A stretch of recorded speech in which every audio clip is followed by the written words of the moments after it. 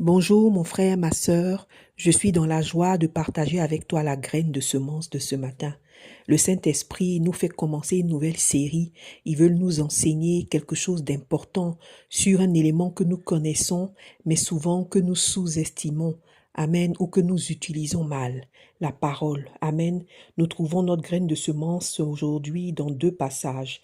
D'abord dans Proverbes chapitre 18, verset 6. La parole de Dieu dit: les lèvres de l'insensé se mêlent aux querelles, et sa bouche provoque des coups. La bouche de l'insensé cause sa ruine, et ses lèvres sont un piège pour son âme. Amen. Le deuxième passage, nous le trouvons dans Psaume chapitre 39, versets 2 et 3 et le verset 10. Amen. Psaume 39, versets 2 et 3 et le verset 10. Je disais, je veillerai sur mes voies, de peur de pécher par ma langue. Je mettrai un frein à ma bouche, tant que le méchant sera devant moi. Je suis resté muet dans le silence. Je me suis tu, quoique malheureux, et ma douleur n'était pas moins vive.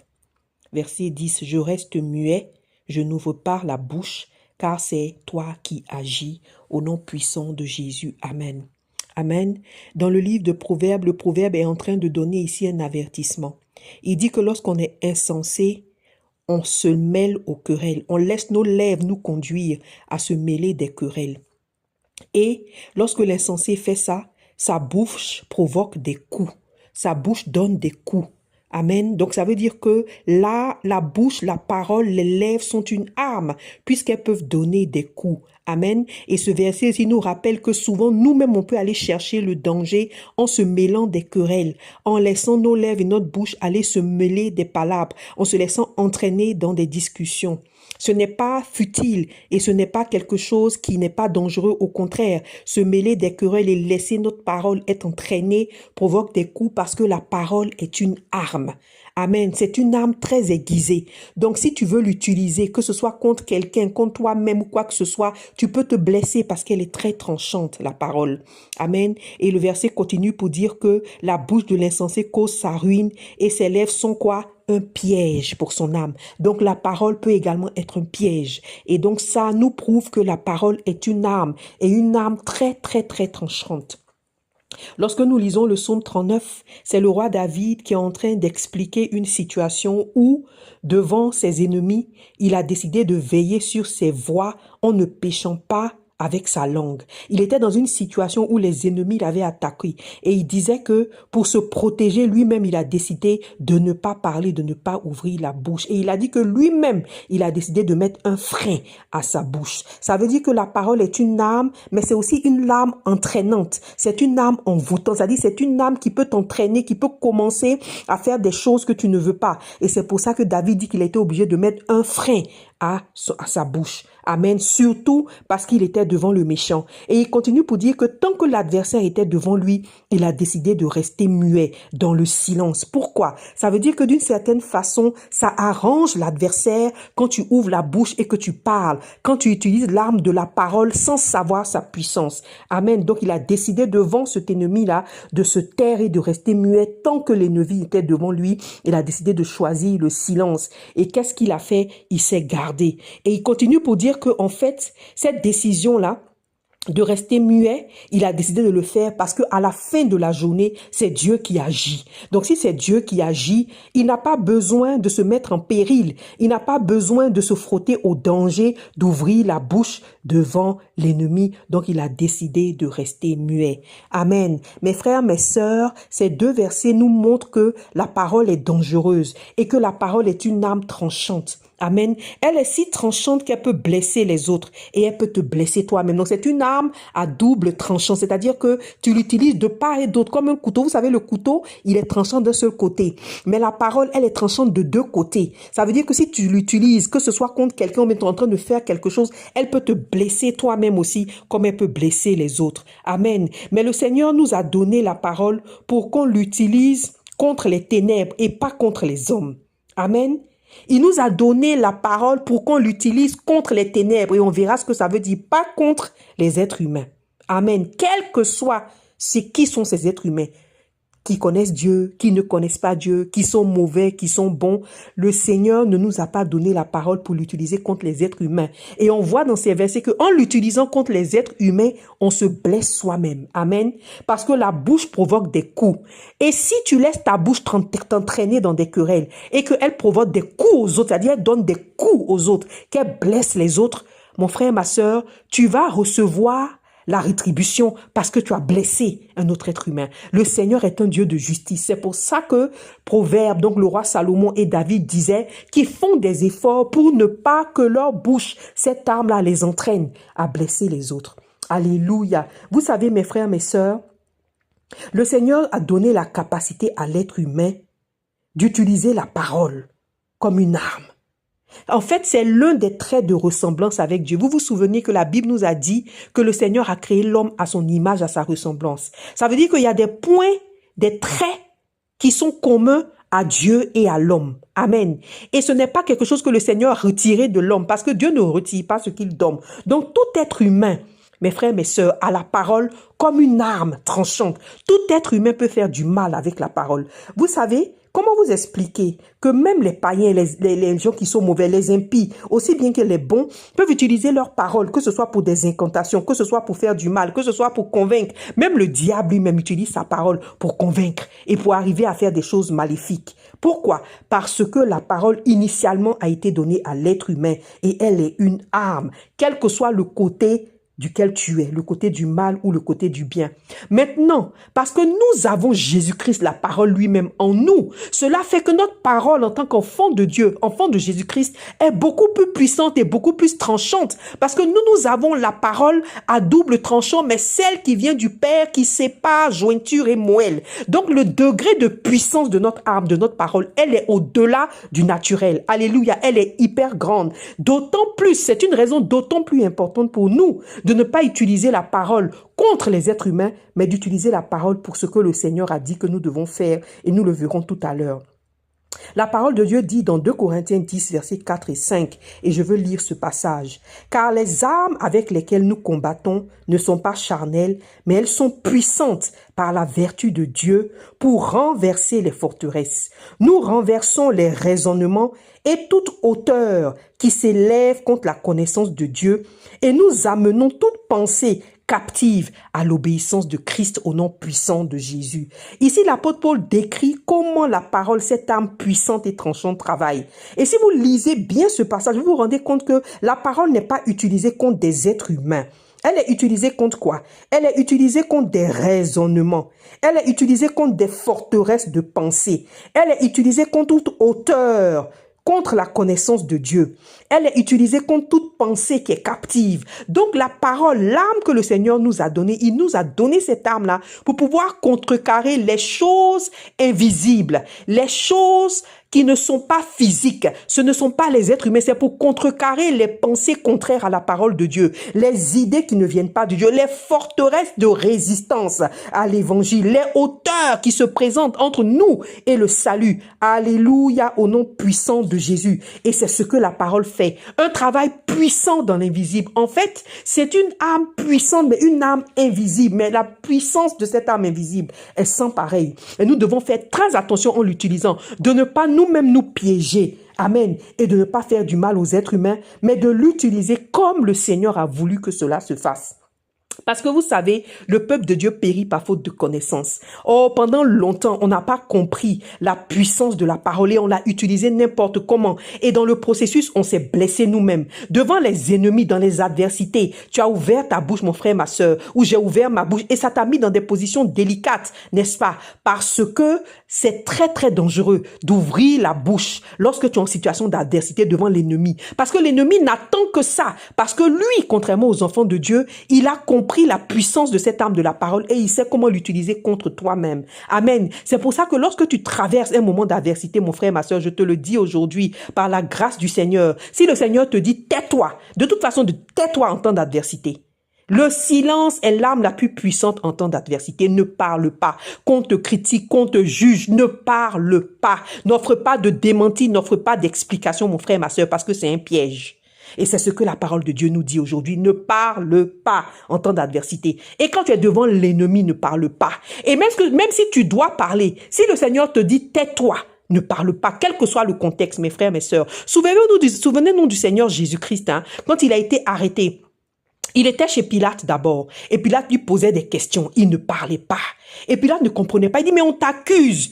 Il suffit que je décide pour qu'on te tue et tu ne parles pas. Et le Seigneur Jésus lui a dit une seule parole. Il n'a même pas répondu à ces questions. Il a dit une seule parole. C'est parce que le Père t'a donné le pouvoir de me faire ce que tu es en train de me faire là. C'est pour ça que tu peux le faire. Si le Père ne t'avait pas donné le pouvoir, tu n'aurais pas pu me tuer. Et moi aujourd'hui, si je voulais me délivrer, j'aurais appelé mon armée, il m'aurait délivré. Donc je ne suis pas ici pour ça. Continue ce que tu as à faire. Le Seigneur Jésus-Christ n'a pas dit un mot. Il a juste ouvert la bouche à ce moment-là parce que devant l'autorité humaine qui lui a dit, mais pourquoi tu ne me réponds pas? Il a voulu lui donner un élément de réponse. Mais même le Seigneur Jésus-Christ, le roi des rois, en temps d'adversité devant l'ennemi, il n'a pas dit un mot. Et quand il est arrivé chez Hérode, là même, il n'a même pas dit un mot. Ils l'ont insulté, ils l'ont moqué, ils sont crachés sur son visage. Ils lui ont donné tous les mots. Le Seigneur Jésus n'a pas dit un mot. Quel exemple pour nous de l'utilisation de la parole, surtout en temps d'adversité, comme le roi David vient de le dire dans Psaume 39. Ferme ta bouche. Ferme ta bouche, mon frère, ma sœur. Tu n'as pas besoin de te justifier. Tu n'as pas besoin de faire quoi que ce soit. Le seul qui voit tout et qui connaît tout sur cette terre, c'est l'Éternel. C'est pour ça que David a dit, c'est toi qui agis. Donc à cause de ça, devant mon ennemi, je me tais. Amen. Et j'ai fait une bifurcation. Alléluia. Donc aujourd'hui, prions le Seigneur pour qu'il nous apprenne comment utiliser l'arme de la parole. Et il va nous parler de ça pendant quelques jours. Prie le Seigneur qu'il t'aide et qu'il m'aide à savoir utiliser l'arme de la parole. Le Seigneur Jésus lui-même a utilisé l'arme de la parole tout le temps de son ministère sur terre. Et c'est lui que nous allons étudier. Mes frères, mes sœurs, c'est fascinant la parole de Dieu. Comment le Seigneur Jésus a étudié la parole. Vous allez voir, devant la tentation, en face du diable, il a utilisé la parole. En face de personnes à qui il devait parler de l'évangile, il a utilisé la parole d'une certaine façon. En face du corps de Christ, des hommes de Dieu qui étaient hypocrites et qui faisaient des choses qui n'étaient pas bien, en s'adressant à eux, il a utilisé la parole d'une certaine façon. En face des forces de la nature, comme la mer qui s'est levée pendant l'orage, il a utilisé la parole d'une certaine façon. En face des maladies, il a ouvert sa bouche d'une certaine façon. En face des hommes politiques, il a ouvert sa bouche d'une certaine manière. En face quand il était par exemple dans ses enseignements, il a ouvert sa bouche et il a parlé d'une certaine façon. En face de frères et sœurs en Christ qui se perdent ou qui sont dans l'erreur, comme lorsque Pierre est en train de lui dire quelque chose inspiré par le diable. Le Seigneur Jésus-Christ a ouvert sa bouche d'une certaine façon. En face de lui-même ses émotions, au soir de sa mort, au soir de son assassinat, il a utilisé sa bouche dans la prière, mais d'une certaine façon. Même en face avec les personnes qu'il aime, les personnes qui sont chères à son cœur, comme Lazare et ses sœurs, il a ouvert sa bouche d'une certaine façon. Et avec les personnes dans le chagrin ou les personnes humiliées, le Seigneur a ouvert sa bouche d'une certaine façon. Tellement de manières d'utiliser l'arme de la parole que le Seigneur nous a montré et nous allons regarder son exemple. Comment utiliser cette parole? Aujourd'hui, le Seigneur donne une introduction, une base. Il nous dit que pour pouvoir utiliser l'arme de la parole, il faut d'abord être conscient de deux choses. Il faut être conscient que la parole est une arme. Et c'est ce que ces deux versets nous révèlent, les 2 Corinthiens aussi. Que la parole est une arme très tranchante, très virulente. Il faut être conscient de ça avant de pouvoir l'utiliser. Amen. Si tu veux utiliser une arme que tu ne connais pas, tu te mets en danger. Demandez aux soldats, ils vous diront, tu dois maîtriser ton arme avant de l'utiliser. Donc, il faut savoir que la parole est une arme. Deuxièmement, avant d'utiliser l'arme de la parole, il faut être conscient que nous sommes en guerre. Amen. Et être conscient que cette guerre, elle est une guerre contre l'invisible. Parce qu'il n'y a rien de plus dangereux pour un soldat d'aller se battre contre des personnes qui ne sont pas ses cibles, de se tromper de cible, parce qu'il va perdre son temps et il va se mettre en danger. Amen. Donc il faut savoir que nous sommes en guerre et contre qui nous sommes en guerre. Nous ne sommes pas en guerre contre les êtres humains. Nous ne sommes pas en guerre contre les personnes. Nous ne sommes pas en guerre contre les pays, contre les nations. Nous sommes en guerre contre l'invisible. Nous sommes en guerre contre les pensées. Nous sommes en guerre contre les idées. Nous sommes en guerre contre les tentations. Nous sommes en guerre contre le mensonge. Au nom puissant de Jésus, mes frères, mes sœurs. Donc, pour nous, le Seigneur nous a montré montrer, comme on a lu ici, Proverbe 18, verset 6, qu'il y a deux façons d'utiliser l'arme. Le verset dit que d'abord, on utilise l'arme contre les autres. Amen. Donc, contre les ténèbres, c'est une façon d'utiliser l'arme de la parole. Contre les ténèbres, et 2 Corinthiens 4 nous a décrit comment le faire en renversant les forteresses. Amen. Et on peut utiliser aussi l'arme pour le royaume, pour avancer, en proclamant la parole. Et nous allons le voir également. Alléluia. Donc, voici ces deux façons d'utiliser la parole. Amen. Et bien évidemment, on peut aussi utiliser la parole, l'arme de la parole, en se protégeant des autres armes de la parole que d'autres personnes utilisent, notamment les alliés du diable. On doit se protéger. Il y a des façons de se protéger et nous avons vu de tout à l'heure comme se taire. Amen. C'est une chose très, très importante. Amen. Donc, notre arme, cette arme puissante de la parole, elle n'est pas dirigée contre les hommes, elle est contre l'invisible. Alléluia. Amen. Amen. Donc aujourd'hui, le Seigneur veut nous rappeler cela. Et faisons attention de ne vraiment pas donner des coups aux autres par notre bouche. Amen. Pour ne pas qu'on attire la colère de l'Éternel. Souvenez-vous par exemple de Jacob et de Pierre. Je veux donner deux exemples. Vous savez, Jacob, il s'est emprisonné lui-même par la parole. Parce qu'il n'avait pas compris la puissance de la parole. Quand lui-même, il a pris un engagement envers son oncle Laban, lui a dit, qu'est-ce que je peux faire? Il dit, je veux ta fille. Et lui-même, il a ouvert sa bouche pour dire, je vais travailler 7 ans. On ne lui avait pas demandé. Il s'est emprisonné par sa parole et il est resté chez son oncle 20 ans à cause de cet engagement. Nous devons nous protéger et la meilleure façon de le faire, mes frères, mes sœurs, c'est de rester silencieux et d'ouvrir la bouche quand le Seigneur te dit. C'est la meilleure façon. Rester silencieux et ouvrir la bouche quand le Seigneur te dit. Alléluia. Donc Jacob s'est emprisonné lui-même par sa parole. Et il aurait pu mourir dans ce contexte. Il aurait pu tout perdre s'il n'eût été la grâce du Seigneur sur sa vie qu'il a sorti de cette situation dans laquelle il s'était emprisonné par ses paroles. Amen. Nous voyons aussi l'histoire de Pierre, que le diable a fait utiliser lui-même sa parole contre lui pour le détruire. Qu'est-ce qu'il a fait? Il l'a emmené à renier Dieu, à ouvrir sa bouche et à proclamer dans l'atmosphère qu'il ne connaît pas Dieu. Et en le faisant, il a entériné dans le monde spirituel qui doit être éloigné de Dieu. Qu'est-ce qui a sauvé Pierre? Alléluia. C'est la prière de Jésus-Christ. Le Seigneur Jésus-Christ a dit que lui-même, il a prié. Il a prié ardemment pour Pierre pour que le royaume des ténèbres ne l'avale pas. Encore une fois, c'est la parole qui a délivré le piège de la parole dans lequel Pierre s'était mis. Alléluia! C'est l'utilisation de l'arme de la parole par Jésus-Christ, de la vraie parole, de la parole illimitée et puissante qui a délivré Pierre du piège de la parole dans lequel il s'était mis. Alléluia! Et c'est la parole proclamée de l'Éternel à Jacob pour lui dire que je vais te sortir de là. Voici les troupeaux qui auront des tâches seront les tiens. C'est cette parole-là également proclamée sur sa vie qu'il a libéré du piège de la parole dans lequel lui-même il s'était emprisonné. Amen. Donc l'âme de la parole divine de Jésus-Christ est celle qui vient briser la puissance de l'âme de la parole simple que le diable utilise pour lui-même ses œuvres diaboliques. Alléluia. C'est pour ça que le Seigneur nous a appris le principe de la proclamation de la parole. La manière ultime, la manière idéale, la manière principale d'utiliser la parole. L'Éternel lui-même nous a montré cette façon-là. Le premier jour depuis la création, lorsqu'il a utilisé la parole pour créer, il a dit que la lumière soit. Amen. Le principe de la proclamation qui crée. Donc l'âme de la parole est utilisée comme un atout pour créer. Tout ce que nous voulons créer dans le spirituel, dans l'invisible, nous pouvons le faire par la parole comme notre Père, parce que nous avons en nous la trace du Seigneur Jésus-Christ. Alléluia. La parole même vit en nous. Alors n'hésitons pas pour utiliser cette parole-là pour proclamer. Alléluia. Pour proclamer contre le diable, pour renverser les raisonnements, les hauteurs, les pensées captives et les soumettre à Jésus-Christ au nom puissant de Jésus et pour avancer pour le royaume, pour décréter, pour appeler la splendeur, pour appeler la sainteté, pour appeler la paix, pour appeler l'engagement dans nos vies, dans la vie de nos enfants, dans la vie de nos familles, dans la vie de nos alliés, de nos conjoints,